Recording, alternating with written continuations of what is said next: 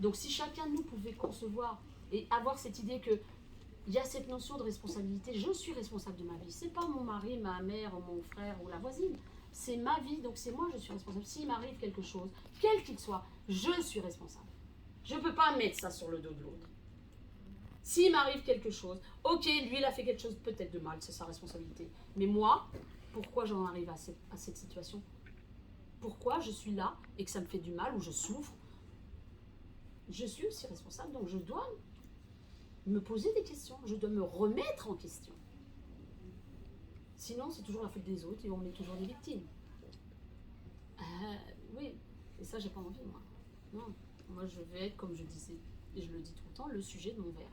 Je veux pas que ce soit qu'on me dise j'attends de toi que tu fasses, je voudrais que tu viennes, je voudrais que tu m'aimes.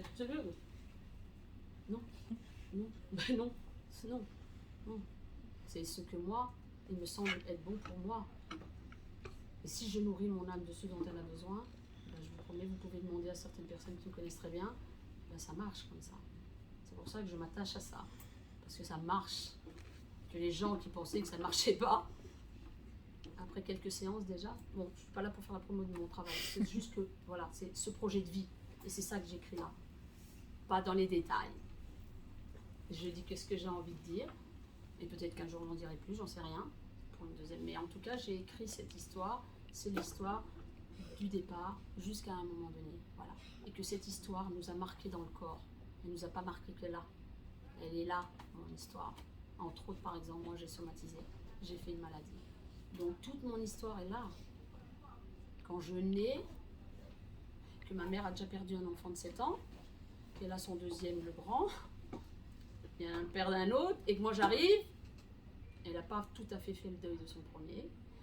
Et on m'appelle, donc on me donne un prénom, et je ne vais encore pas rentrer dans les détails, mais le prénom que vous portez, mesdames, monsieur, a du sens. En fait, vous ne le portez pas, c'est lui qui vous porte. Oui, c'est votre prénom qui vous porte.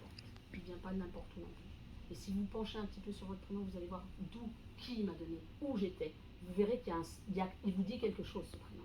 Et moi, ce prénom m'a dit évidemment beaucoup de choses. Il m'a parlé, et j'ai appris plein de choses de cette histoire aussi que ma mère m'a donnée, mais parce qu'elle venait de son père, que son âme repose en paix, aussi. Donc on apprend de tout. On n'a pas comme ça des prénoms. Et donc, je nais, et à 10 jours, ma mère, elle tombe malade. Je nais dans la maison de mon grand-père.